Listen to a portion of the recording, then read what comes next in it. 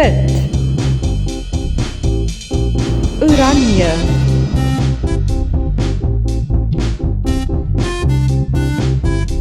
groen,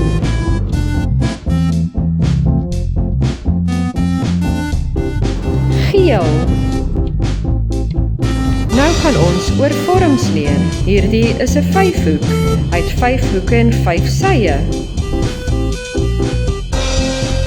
Hierdie is 'n driehoek. Hy het 3 sye en 3 hoeke. Hierdie is 'n sirkel. Hy is rond en hy is oranje. Hy is rond soos 'n bal. Hierdie is 'n ster. Hy is wit van kleur. Hierdie is 'n blom. Hy is blou van kleur en die ander blom is 'n roos. Hierdie is 'n kruis.